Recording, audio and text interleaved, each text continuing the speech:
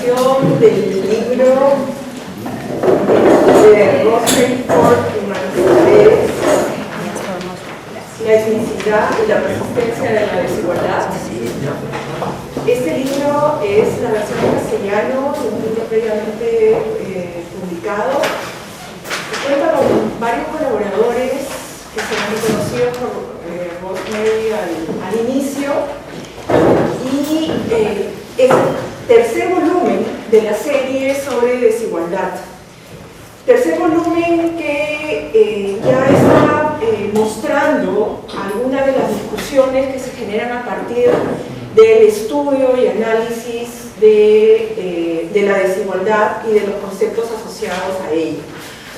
La semana pasada tuvimos la discusión aquí con presencia de algunos de ustedes de los dos primeros volúmenes, que son conjuntos de artículos y que van ya construyendo elementos de discusión y elementos de debate sobre este tema tan actual y tan importante para la construcción de una nación con ciudadanos iguales en derechos. Quiero darles la bienvenida a todos aquellos, además, que nos están visitando en esta oportunidad y dejar el micro a Raúl Hernández, nuestro director de Actividades y Educación en el Instituto de Estudios Peruanos, quien va a dirigir la mesa de debate. Sin más, Raúl. Gracias, Roxana. Bueno, ya Roxana hizo la presentación un poco de la actividad que vamos a tener a continuación. Es la presentación de este tercer número de la serie Desigualdad, el libro de Rosemary Ford y Marisa Paredes, La etnicidad y la persistencia de la desigualdad. La idea es tener una presentación que le hemos dado este formato de mesa verde para favorecer el debate, para favorecer el intercambio de ideas. No queremos que sea una simple presentación del libro, sino también un debate, una conversación abierta sobre sus propuestas, sobre el trabajo que Rosemary y Marisa han realizado. De ahí que hayamos optado por este formato de mesa verde, no tanto por una presentación más formal.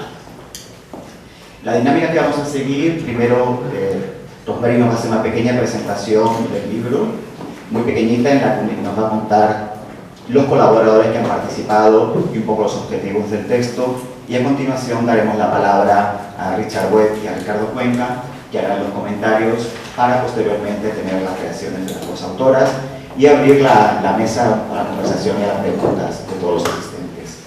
Rosemary. Gracias. Muchas gracias. Quería empezar con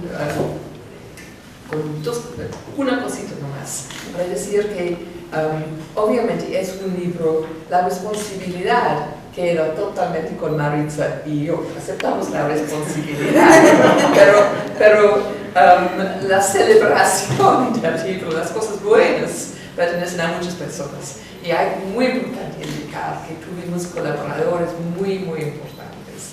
Hay que mencionar a Carlos Contreras, que ha trabajado con nosotros en 2 capítulos históricos del libro, fundamental su colaboración. También Adolfo Figueroa, que está por allá. He tratado a ponerle en la mesa, pero no puedo. No quiero. Pero Adolfo, su contribución también ha sido fundamental. Pero hay otras personas muy importantes. David Sulmont ha trabajado en la encuesta de percepciones de identidad, que ha sido muy importante como un insumo en el libro. Ismael Muñoz ha trabajado mucho con nosotros en temas de acción colectiva y también como el líder del grupo de investigación católica trabajando con nosotros después de Adolfo. También Andrea Portugal, también presente, no sé dónde, Andrea, en temas de Sendero Luminoso, muy importante esta contribución. También Gisela Canepa, en temas de etnicidad. Y siempre muy importante, al último, pero muy importante, José Carlos Orejuela, creo que no haya llegado todavía, siempre como de resonancia ganancia para nosotros muy importante y trabajando mucho en algunas cosas específicas, cuadros específicos, etc. Siempre. No voy a hablar de Tomás porque otro colaborador más tarde quizás va a llegar. Ok, eso era todo para poner en claro a quién es la responsabilidad de comentar, pero a quiénes son cualquier crédito que hay. Gracias. Gracias, Rosemary. Entonces comenzamos con los comentarios. En primer lugar intervendrá Richard Webb del Instituto del Perú. Cada uno de los comentaristas tendrá 15-20 minutos para sus comentarios.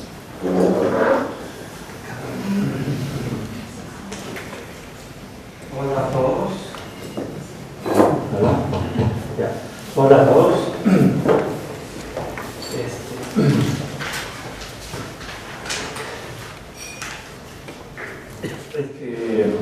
Al empezar a leer el trabajo, me digo que al principio me pareció, cuando se me planteó el tema, que es algo que quizás yo no soy la mejor persona para comentarlo, porque nunca yo he tenido que ver con el tema de etnicidad y no estoy nada seguro de cómo se debería manejar el tema. Pero conforme fui leyendo y pensando, entonces me fui dando cuenta que este es el otro aspecto de la sorpresa, que en realidad resulta que el libro, el trabajo de este tremendo equipo que lo ha hecho, y yo hemos estado trabajando paralelamente en algo muy similar, porque yo en el último par de años estaba haciendo un estudio de pobreza rural, de la persistencia de la pobreza rural en Perú, pero mirando en particular el papel de la dispersión poblacional, del alejamiento de la población, o sea, de la residencia de la gente como un factor causal. Entonces, y cuando veo el libro, y yo lo entiendo más y más como algo muy similar, excepto que este libro mira el papel de otro factor, que es el de la etnicidad, como una gran causa de la pobreza extrema. Entonces, me fui dando cuenta que al final los dos estamos buscando explicación del mismo fenómeno, pero mirando distintas variables. Entonces eso quizás tenga cierto interés en sí mismo. Ciertamente es una forma de explicar cómo yo he reaccionado y cómo he leído yo este libro. Ahora, lo que el libro organiza,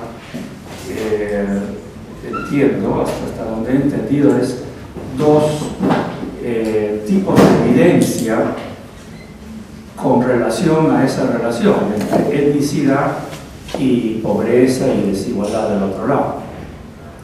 Esas dos evidencias, una es una evidencia estadística que está concentrada en dos capítulos donde ha colaborado Adolfo, quien ha hecho trabajos sobre este tema antes y han sido incorporados y desarrollados para los fines de este libro.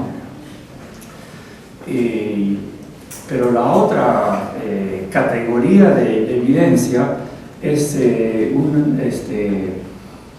una mirada amplia a la historia, que retrocede hasta la colonia, y reinterpretando esa historia, donde lo esencial de la historia es la dominación, la explotación interna del país. Se mira eso con los ojos de alguien que está buscando evidencia del papel de la etnicidad, o sea que está buscando ver cómo la etnicidad ha jugado un papel importante en esa historia de dominación y explotación. Esas son así se estructura el libro. Ahora, para hablar de la parte estadística, aquí como que me doy con una tercera sorpresa. Se ha tenido que buscar una definición práctica, operativa, estadística de la etnicidad. Y claro, esto se ha hecho antes y más de una persona ha trabajado el tema. Banco Mundial publicó un libro hace pocos años. Y también acá más de un trabajo. Pero ha habido más de una definición. El libro, siguiendo la pauta que puso Adolfo en su trabajo anterior, adoptó como definición lugar de origen. Lugar de origen. Ahora, lo primero en cuanto a esta definición es que, si bien en la presentación o la justificación de la definición se explica que esto es mejor que el lugar de residencia actual, se acerca más a la idea de etnicidad. En la práctica sabemos que algo así como 80% de la población hoy vive donde nacieron, o sea más o menos en la misma localidad. Entonces sí tiene mucho que ver con dónde viven. O sea, esta definición, lugar de origen, se asemeja mucho a donde hoy viven, ¿no? Ahora, con ese criterio se ha dividido la población en 3 categorías étnicas.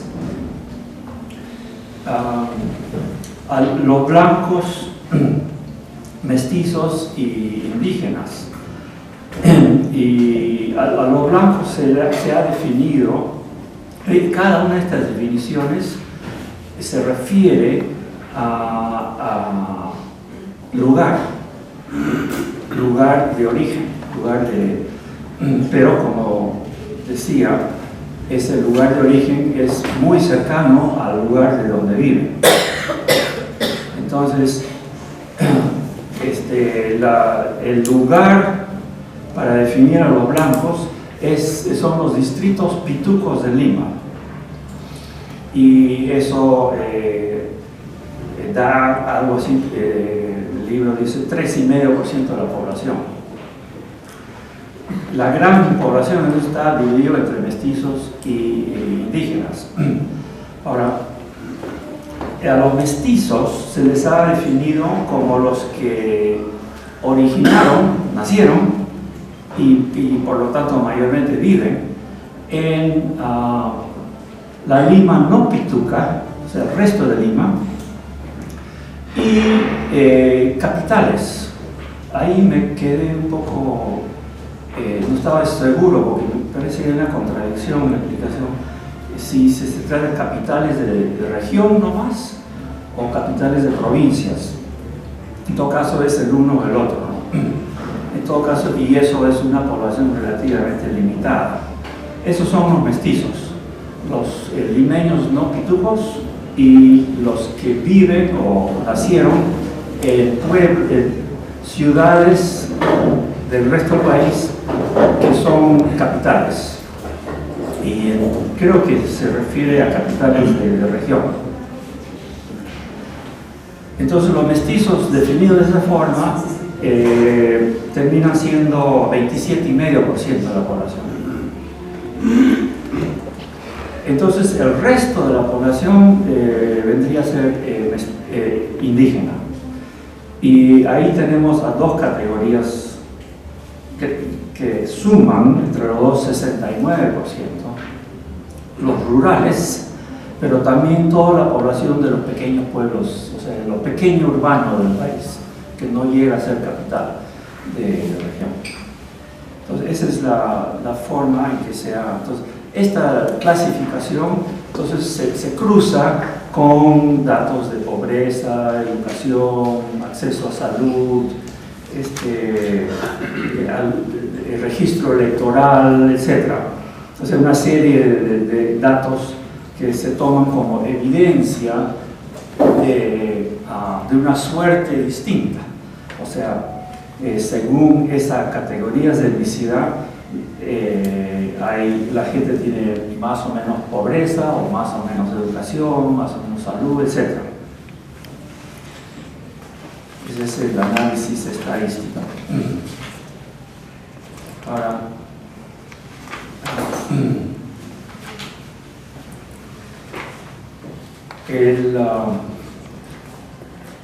el problema que yo veo con ese procedimiento, entonces regresa a lo que yo estoy estudiando, porque lo que yo he estado viendo en mi propio trabajo es, y además es conocido y obvio, es que el factor ubicación geográfica o lugar de residencia, en particular la ruralidad, el grado de ruralidad, es un factor muy fuerte en la determinación de productividad y acceso a servicios, niveles de vida, etc. Es que tenemos que tratar de recordar el problema geográfico de este país. Como parte de mi estudio, hice una encuesta de esta forma. Encuestamos a 200 distritos rurales escogidos de los 1800 distritos del país, escogidos de la lista ranqueada según pobreza en el cuartil más pobre del país. O sea, 200 de los distritos más pobres con niveles de índice de desarrollo humano más bajos. Entonces, le preguntamos a cada uno, llamábamos a los municipios, hablábamos a veces con el alcalde, a veces con el teniente alcalde, algún otro funcionario. Preguntábamos, en el caso de su pueblo, ¿con qué ciudad tenía mayor relación económica, política? Entonces decían X ciudad. Y preguntábamos, bueno, ¿y cuánto demora el viaje de su pueblo a esa ciudad? Bueno, le preguntaba hace 10 años cuánto demoraba. En promedio, para los 200 distritos, que eran capitales de distrito, ¿no? El viaje promedio era 14 horas. 14 horas de ese pueblito a lo que ellos consideraban la ciudad con que ellos tenían importante relación. O sea, ahí ya uno empieza a darse cuenta qué grado de aislamiento ha tenido, porque antes eso era la gran mayoría de la población de Perú. Riva Agüero habló del Perú como un país archipiélago, y esa frase ha sido usada, ha sido repetida. Mata Omar le gustó y ha sido repetida, pero esa ha sido una caracterización de hace tiempo y muy correcta. Ahora, obviamente esa dispersión, ese alejamiento tiene consecuencias poderosas sobre las posibilidades de modernización productiva, de aprendizaje de tecnología, de poder participar en mercados. Tienes que sacar productos, traer productos. También significa unidades de residencia muy pequeñas, entonces donde no hay las economías de escala, de aglomeración, que son la base del crecimiento urbano y del crecimiento de la productividad moderna. También significa muy altos costos por persona de provisión de servicios, desde camino, escuela, salud, protección, seguridad, lo que sea. Y significa una tremenda incomunicación, distancia de tecnología y de acceso político. En lo tecnológico, esto puesto sobre la mesa, la importancia de esto, en un estudio que hizo Daniel Kotler a fines de los 80, 89, creo que publicó su tesis doctoral en Cambridge, que fue un estudio de niveles de tecnología en distintas comunidades de la sierra y tomó 3 grupos de comunidades y que los clasificó según moderno, mediano y muy tradicional. Y midió la tecnología y los rendimientos en cada uno y encontró tremendas diferencias, enormes diferencias en rendimiento en cultivos similares, básicamente paja en particular, maíz.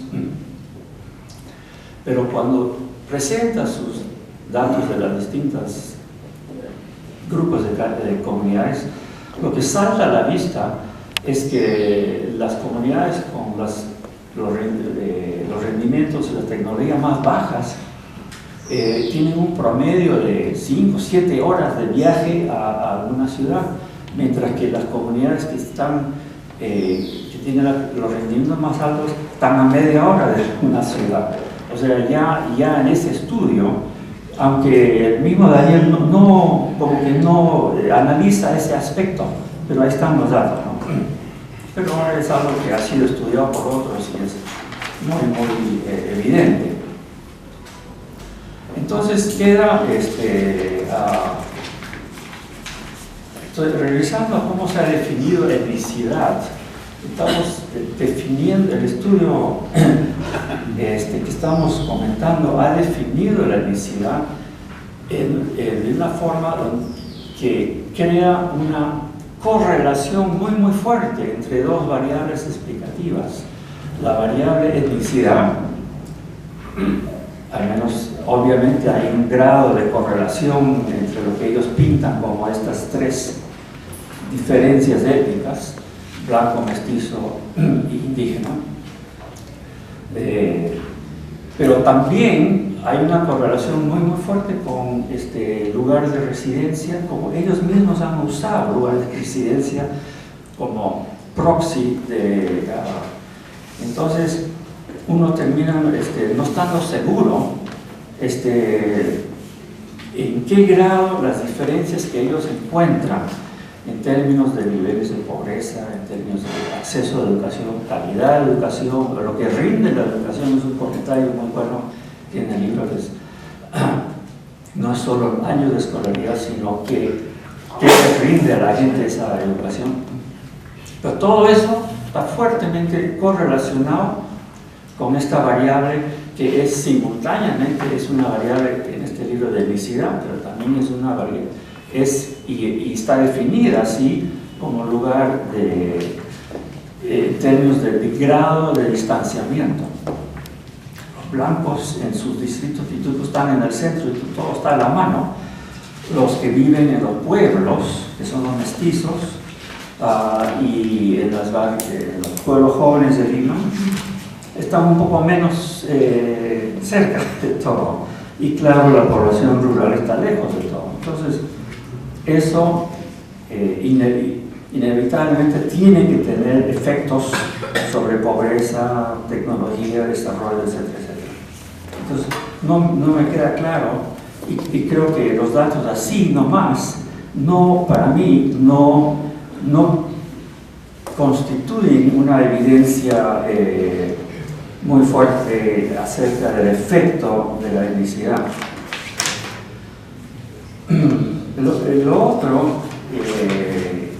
La otra evidencia es la historia. Entonces,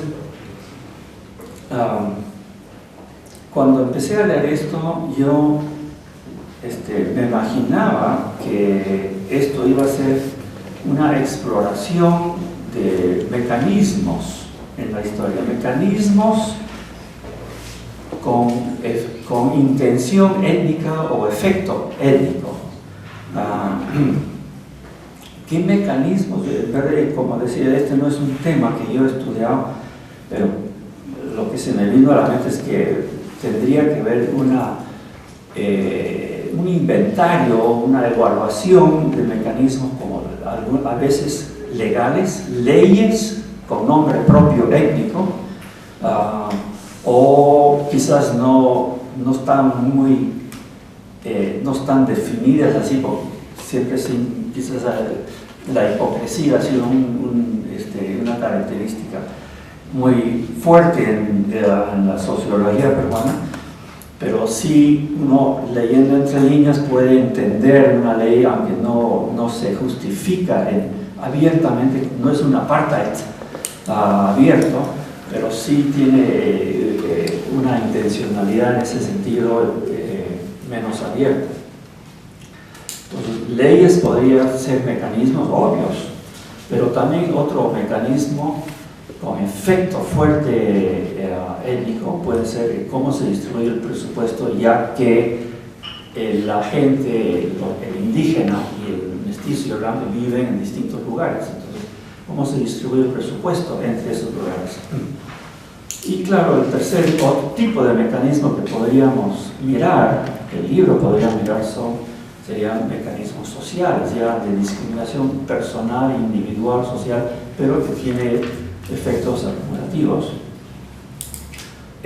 Y si bien quizás no sé si he entendido bien, pero no es mi fuerte ese tipo de análisis, mi impresión es que el libro necesita mucho más en ese sentido. O sea, el análisis histórico, como yo lo veo, lo que se presenta es mayormente un análisis de dominación, una historia de dominación y explotación. Pero, y que quizás debido a que la mayor parte de los poblaciones han sido siempre indígenas, eso se termina teniendo un efecto étnico.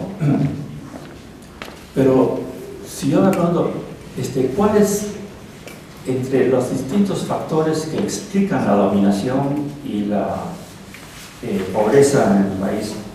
¿Cuál es el valor agregado de la variable étnica? ¿Qué es lo extra? Porque siempre han habido otras fuerzas de dominación. Y, o sea, para mí no queda claro. Yo pienso, bueno, ¿cómo hubiera sido el Perú si es que no hubiera habido distintas etnias? Entonces, lo primero que pienso es, bueno, ¿y cómo fue Inglaterra en el siglo XIX? Inglaterra es un país que no tenía grandes diferencias étnicas, pero Inglaterra fue un país de tremenda explotación y dominación en el siglo XIX. De ahí tenemos el trabajo de Engels, de Manchester, tenemos una serie de estudios de las condiciones de trabajo de la gente, los trabajadores, pequeñito ejemplo que yo vi para un estudio que estaba haciendo hace tiempo, los tejedores de seda ganaban por un trabajo diario de 16 horas, tenían un jornal de lo que hoy equivaldría a algo así como 5 soles. O sea, era una vida de miseria total y condiciones de vida, especialmente en áreas urbanas, ¿no?, donde nacían las ciudades. Entonces, y claro, ese fue el contexto de que generó todos los problemas políticos del siglo XIX en Inglaterra, que no llegó a una revolución, pero sí a mucho movimiento, protestas laborales, etc. Y claro, de ahí nació algo de lo que sustentó entonces todo el comunismo. Ahora,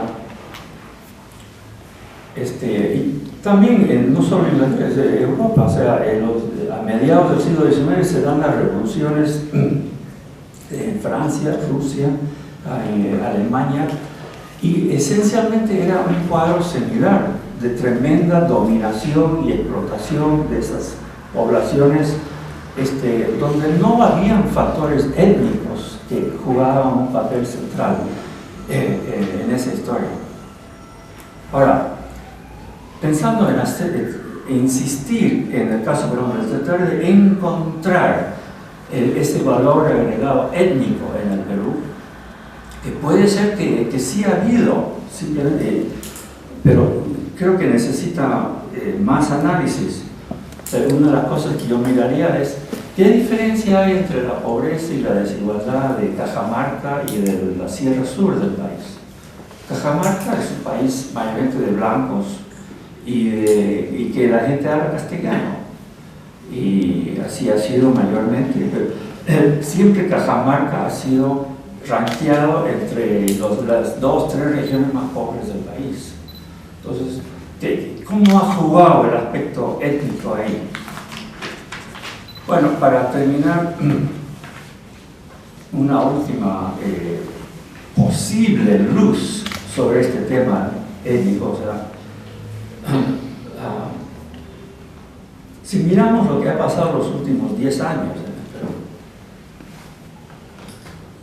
en los últimos 10 años ha habido un despegue rural que es poco conocido, poco comentado, pero los datos están ahí, clarísimos. Las encuestas de hogar nos dicen que el ingreso rural promedio del país a lo largo de 10 años ha venido creciendo a 6,5% al año en términos reales. 6,5% en términos reales al año. Eso es algo que nunca se ha dado en la historia del país, nunca. Y pocos países han tenido eso. Y eso es de los últimos 10, en verdad es un poco más, porque esto empieza en los años 90, pero agarra velocidad en los años 2000. Entonces, ¿cómo se explica? O sea, uno explica la pobreza de antes, persistente pobreza. Sí, pero también si uno quiere entender la persistencia de esa pobreza, sería bueno tener una explicación del salto ahora, de hoy, en los ingresos, porque eso podría ayudar a ver qué ha cambiado. ¿Qué ha cambiado? Bueno, la etnicidad no ha cambiado. Eso no es, o sea, lo que ha cambiado entre los años 70, 80, 90 y los 2000 no es un cambio étnico en el país. Han cambiado otras cosas. Y esas otras cosas son lo que han generado este tremendo crecimiento. Y lo que, mirando la data, quizás cada uno encuentra lo que está buscando, ¿no? Pero yo estaba buscando evidencia que tenía que ver con lugar y aislamiento, distancia, y hay evidencia muy fuerte en ese sentido. Yo mencioné el viaje promedio de esos 200 distritos a una ciudad hace 10 años, 14 horas. Bueno, hoy, cuando se le hace la misma, hoy es solo 5 horas. En 10 años, el viaje promedio típico de un pequeñito distrito rural a una ciudad ha bajado, que antes era 14 horas, hoy es 5 horas. Además, el teléfono está llegando por todos lados, y no solo los caminos, que ahora se han multiplicado, nunca se han construido tantos caminos como en los últimos 10 años, sino también una masificación de presencia de vehículos. Entonces, esos son los grandes cambios y para mí sugieren que el problema del pasado estaba bastante por el lado de la incomunicación y la dispersión, el alejamiento. Entonces eso, a mí yo lo interpreto como que no sería solamente o principalmente el factor étnico, ¿no? Entonces, ese es mi comentario, que termina siendo, me doy cuenta, bastante crítico a mis ex, no sean ex amigos, ¿no?